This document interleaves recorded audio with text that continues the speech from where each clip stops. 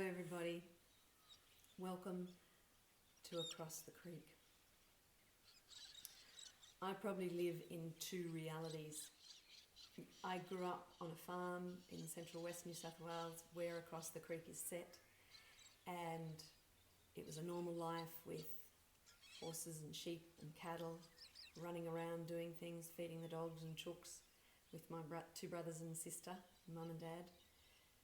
We had a good time. It was dry and hot a lot, but we also had wet times and lots of stories.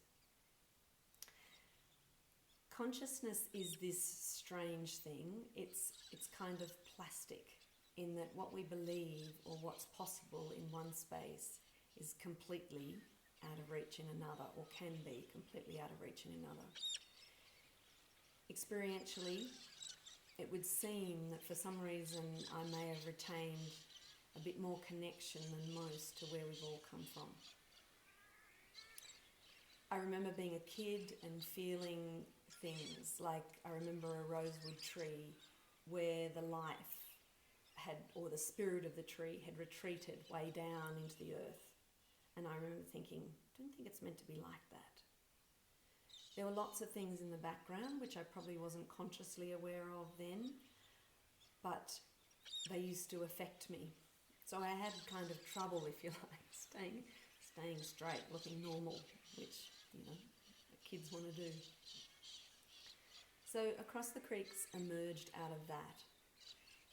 It's my journey trying to find some kind of peace or harmony with what I experienced, you could say, on the inner realm and what the demands of the exterior world or the physical world require. We want to belong, so I tried to align with the narrative to look normal.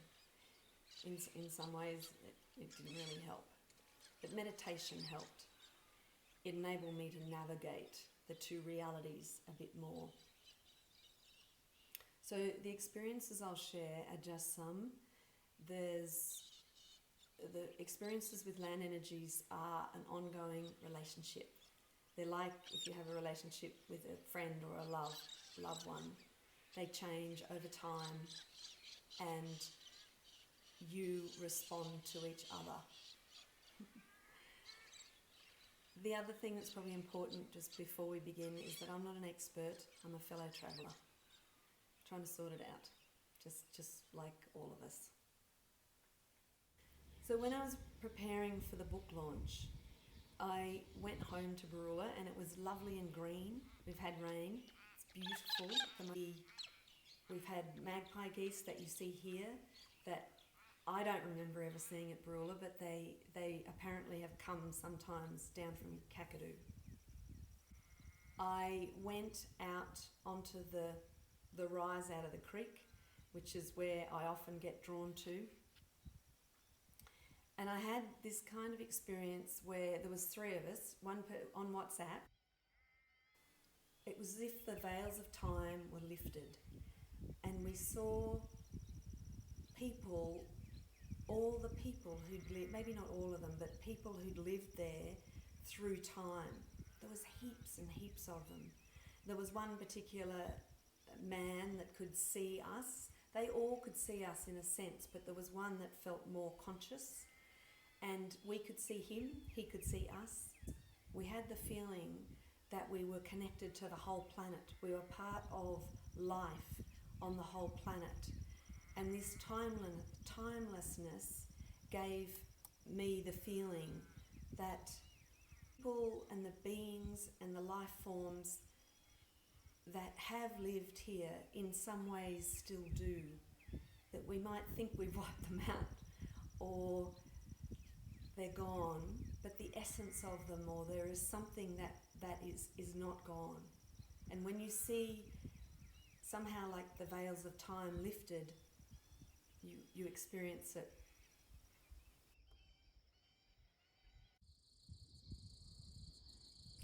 So where did all this come from?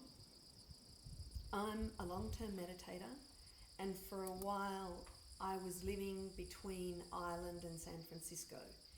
And I'd be meditating, and the presence of a group of Aboriginal women would come through my psyche.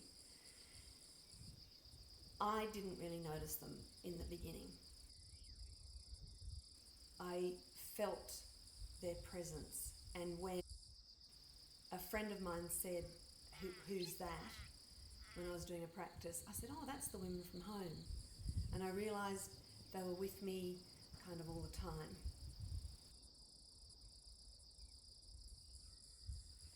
Part of my meditation practice is to source consciousness, which means you take whatever issue you've got, you go inside and you try to find the root of it.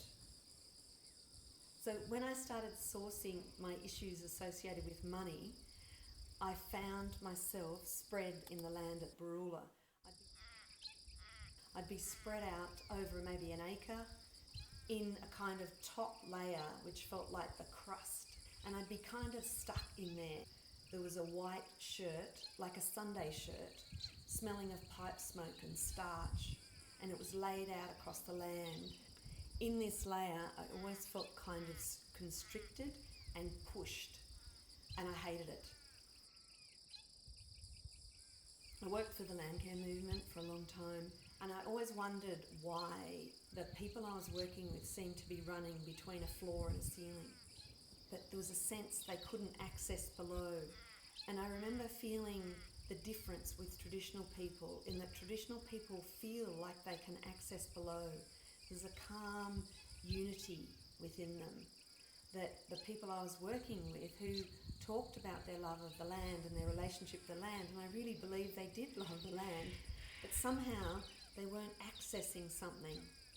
And it was at this time that I began to realise that in that what we do to the land, we do to ourselves. I was locked in this layer that felt like it was to do with a production impulse. And it was as if the energy below had been blocked off. And so we, walking on the land, couldn't access what felt to me like our birthright. So when I returned home in 2012, I walked across the creek to where the women sit, and I began to listen to the impulses that they gave. And so each afternoon, I was studying at the time, and each afternoon I'd go for a walk and I'd let the impulses in my body lead. So sometimes I'd feel as if I was being pulled on my thighs, or sometimes I'd get a collapsing feeling. And so I'd just sit. I'd sit where I was or lay on the earth. Sometimes I'd feel like I want to go over there, there's something in the land over there, and I would just follow whatever impulses I got. And I'd sometimes go and sit with the women. And it was at this stage that I began to get this sense that the women want their story told. Ever since I've recognised them, I've had this feeling, I get this gentle push from them to tell their story. So that's why I'm doing this. My experience with the women suggests that the women want their story told. They want us to understand.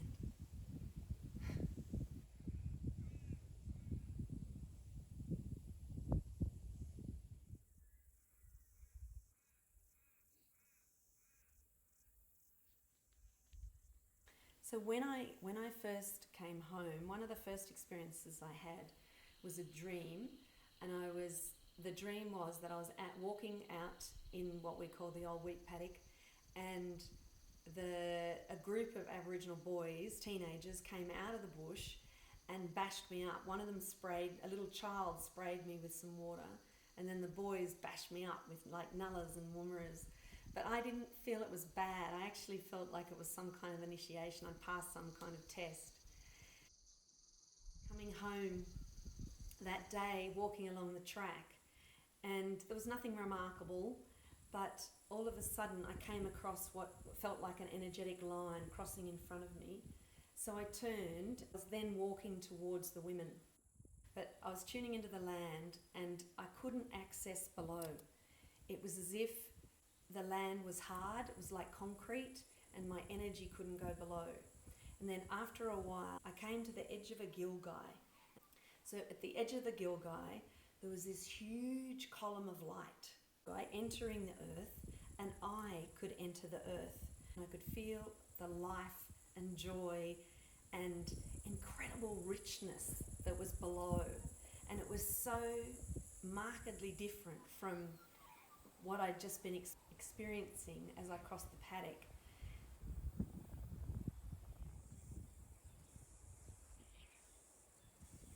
Interestingly, a couple of days later, it was raining, and I tried to show my brother this cone of light, and instead of being focused just at the Gilgai, it had expanded to maybe 100 acres. It had grown exponentially. I don't know why. I don't know if it was because it was raining. I don't know if it was because we'd seen it, but it was vastly different. When I was a kid, I used to go and sit in the haystack when I wanted a bit of quiet time. And I remember I was meditating in about 2002, 2003, and I was in Sydney, and I was working with someone else, and I found myself hanging in the space of the haystack. So my physical body was in Sydney, but my energetic body was in the space of the haystack. And there were sheep and cattle going off down the paddock. There was a sound of galahs. The sun was setting. And I said to the person I was working with, I said, "There's something going off to the south." And she said, "Yes, what's that?" And what we discovered was a big energy line that seemed to be travelling from north to south. The energy of it was moving, I'd say, at a fast walking pace. It was about the size of a big car, maybe a bit bigger, and on the inside of the barrel, it was like a barrel, on the inside of the barrel was the story of the land. On the outest was the oldest, and as it came in was the youngest. I could see stories of Aboriginal people inside this barrel. And it had the most incredible feeling. When I stepped outside of the line, it was as if the world was fractured and broken. When I stepped inside the line, I felt as if the circle of life was whole. It was an incredible experience. I found another one out at White Cliffs. My sense is these lines are around, they may be the same as what people talk about, the ley lines that travel through Chartres Cathedral, for example, in Europe. So there's all kinds of different things to discover in the land, in your journey of discovery. One is imprints from past inhabitants. So I found the imprint of perhaps what was the first white owner, and the experience, I saw him standing on the rise out of the creek looking at Aboriginal community that was there and kind of intrigued, but also perhaps wanting to annihilate them. There was a feeling of argy-bargy over land. He felt like an imprint. There was another one, a white person who'd, I'd say, been really unhappy, living in an old dirty hut down the end of a paddock, and he was angry and sad. He felt disconnected from his people and he wasn't happy. The thing that's quite profound is that when we see these experiences, there seemed to be a release for that angry one. Another experience I had is recognising the consciousness of trees. And I tune into the top of the tree, into the canopy, and I let myself feel the leaves, feel how the tree feels. And then I drop my awareness down into the earth and feel the root bowl. And then I hold both, the top, the canopy, and the root bowl. And sometimes the being of the tree will come out and say hello. It's quite fun. My experience with Aboriginal people, they seem to be keeping the lines between above and below open.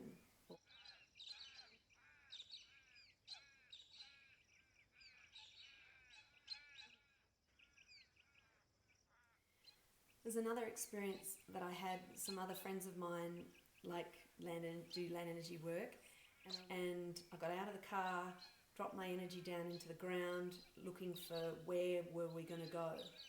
And there was a very distinct site just a little bit away, so we went towards that site, and it was a bit full of sticklers and things. Unremarkable sight physically, but what we found was absolutely, I don't know, incredible. There was like an obelisk of light that wasn't warm physically, but it was warm spiritually. It's like I wanted to be with it. But we saw maybe 300 Aboriginal women sitting in small groups around the site. And it was a young women's Mensa site. So there was old women and young women together sitting in the sort of radiant ambience of this cone of light. It was a profound experience. On the way home, between the house and the gate, and 7 owls visited us, as in flew in front of the car, was on a fence post. 7 owls flashed in through the lights of the car in about 1 kilometre or 2, and then not an owl for the 20 kilometres or so back to Baroola, and then one lone owl flashed in front of the car as I drove over the ramp into Baroola. And it felt as if the 2 properties were like friends on a network, and some kind of life had been passed between the 2. I was profoundly happy when that happened. That was something about how do other dimensions communicate with us, and that felt like a really loud message. I was sleeping in a bedroom that had double glass doors, and this Aboriginal man in his prime, beautiful, beautiful man, came to the door.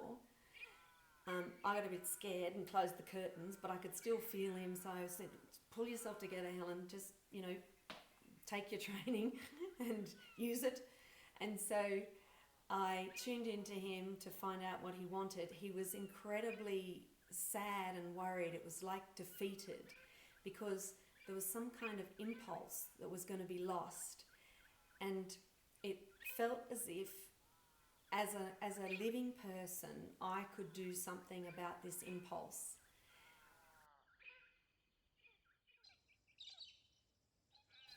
It was something to do with an emu dance, and I saw this incredibly old man's feet doing this gentle, slow movement in the earth.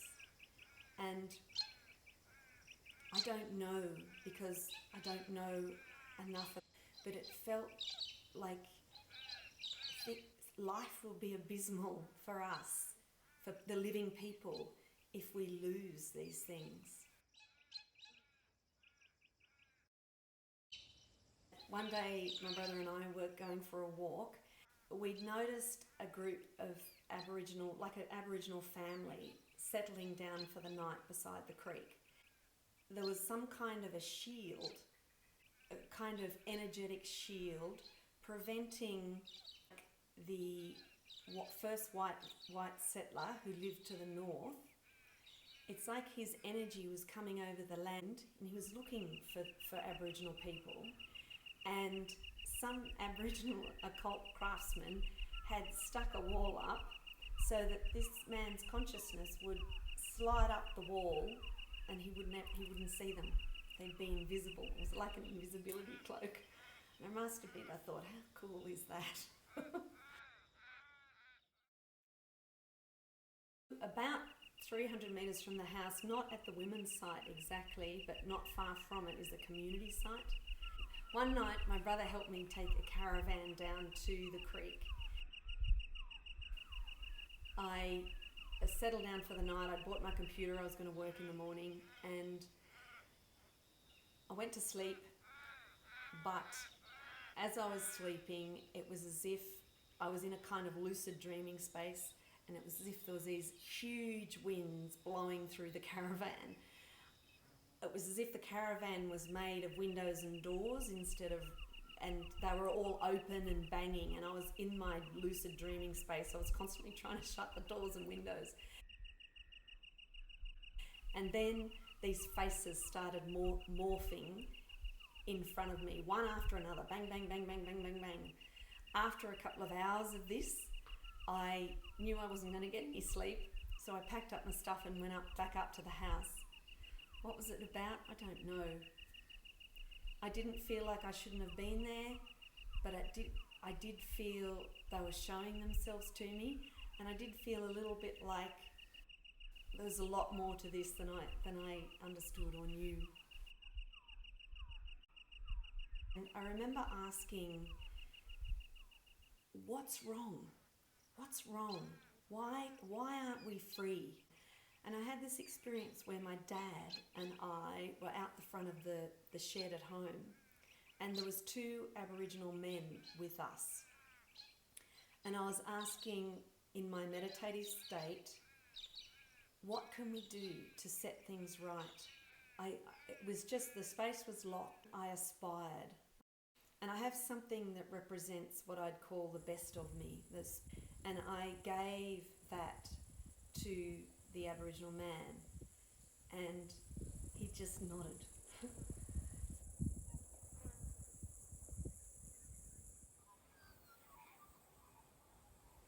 There was something about that said, we need to acknowledge what's gone on and what's here. It's kind of a law of life. If you walk into a swimming pool, you'll get wet. If you do things with land, you will be affected by the consequences of that, whatever they are.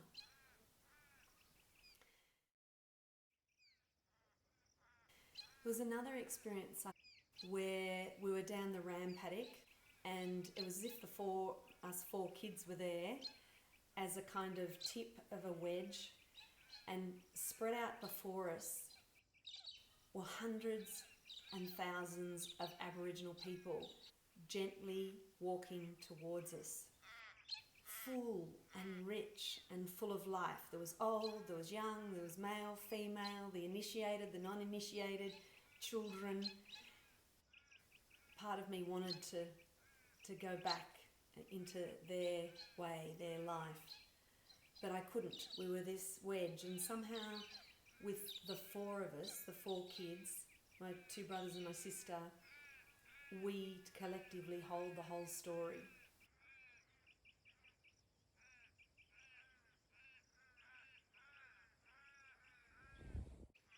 I had another experience down by the creek where I found what felt like a heart node of the place, and it felt as if I aligned my heart with that node. It's like an energetic node below the ground, below in the earth. If I could align my heart with that node, I would know exactly what to do with this country. There was another experience I had. I was spread out in the land, taking in the whole area between the creek and where the cattle yards were. And there was a huge amount of pain. It's where we would drench cattle and things like that. And this cow suddenly looked at me. She could see me, I could see her. It's like we were seeing each other, and there was a kind of recognition of the pain. And somehow, with all these experiences, when something's recognised, it clears, it heals, it lightens.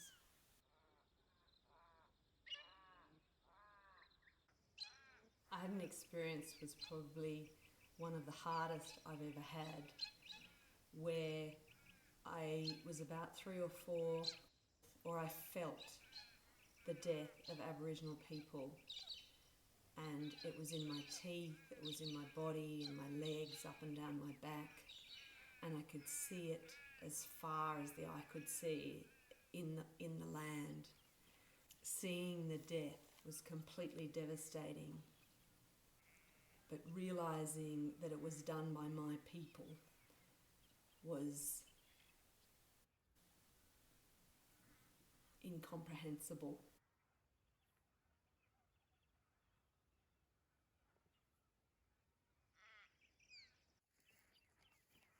Another experience as a dream where I saw these tracks across the country with symbolism in them, and what I heard was the dreaming tracks are waking up, and I woke up incredibly happy. I didn't exactly know what it meant, but it sounded good.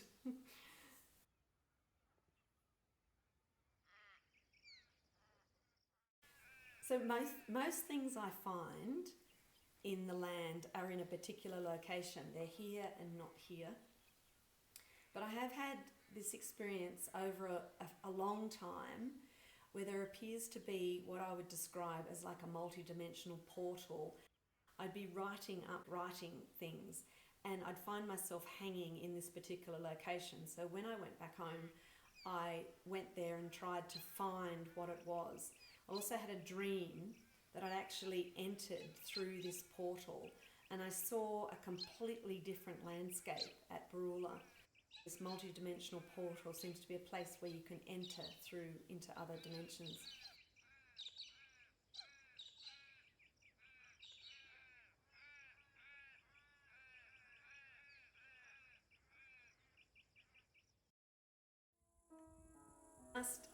I seem to have in my energy an ancestor who was kind of angry with us. This ancestor who was in Ireland, and he was standing at the shore and he was angry with us. We should have taken something with us, and I tried the same process of sourcing. I looked for what should we have taken, what did he want us to take, and it seemed that he was the carrier of an essence of life. It was incredibly important that we take it with us, and in our coming away, we didn't.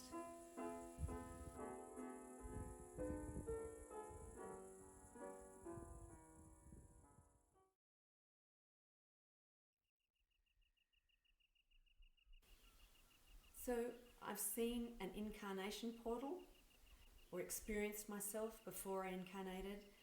I could see way down into the earth, and I could see this incredible love. And my sense is it might be everyone's mission is actually to love the earth. We have this mad desire to get off, Elon Musk and his mates. But my sense, if we get off, we're going to completely miss the point of our incarnation, of our existence here. There's something incredibly profound about the earth. And my sense is our mission, our real mission, is to love the earth, completely and utterly surrender to the earth, love the earth.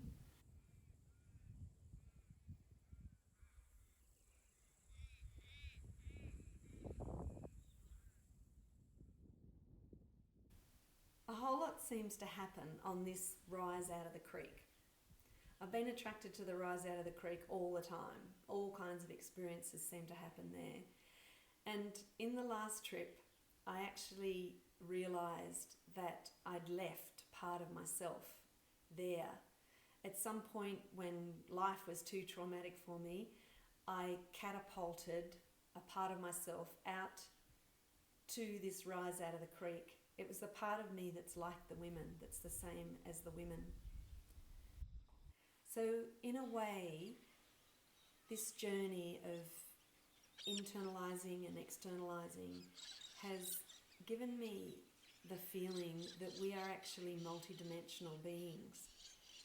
We have subtle bodies or consciousness connected to multiple dimensions all the time, whether we're conscious of it or not. We are constantly interacting with other dimensions and other life forms. I'm right now in communion with the tree that's just outside the window. Where we are on the earth matters. What's happening in the earth, the spirit of the earth where you are, matters. And when we ignore it, it's not good for the other life forms or for us. The life flowing through you is me in a different form. The life flowing through that tree is me in a different form. And so when we ignore these other dimensions, we're kind of stepping all over ourselves. So I'm sharing this with you because it's my belief or my feeling that the women want their story told. They're still here. We can wipe out species and cultures and people, but their essence is still here. Their presence is still here. And they are part of us. What we do to the land, we do to ourselves. I am the land. I'm made of Barula.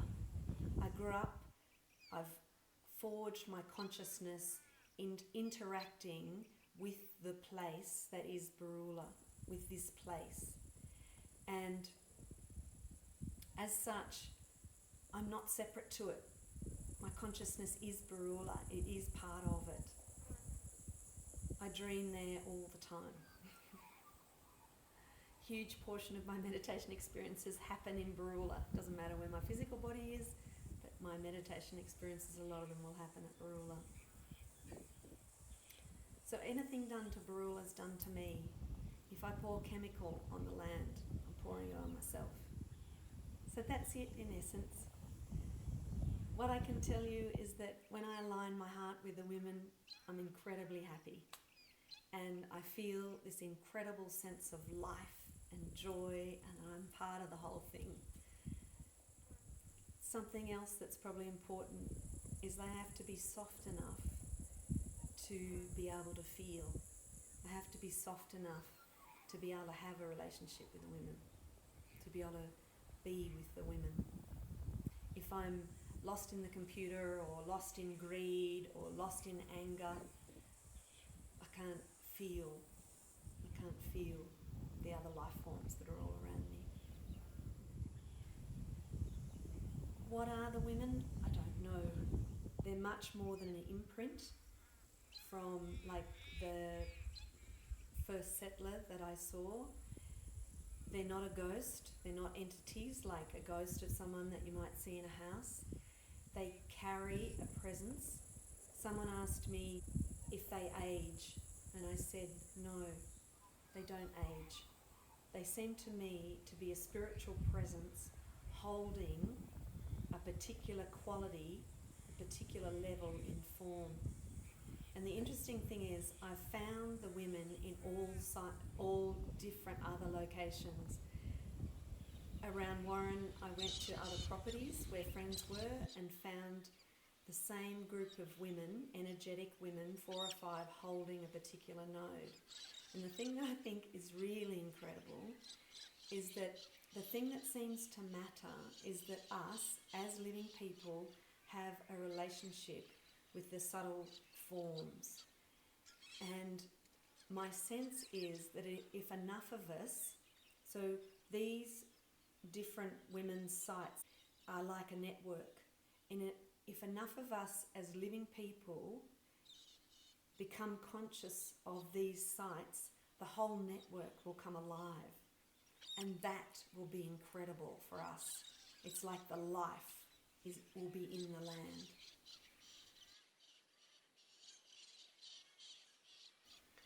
So thanks for listening. Absolutely great fun sharing this stuff. Makes me really happy. So I'd encourage you, go out to your place, be it the street or a garden or 100,000 acres, the national park. See what you find. Drop your energy down into the land. Take your time, really, really slow, and feel what's there. And if you want a hand, I'm happy to help.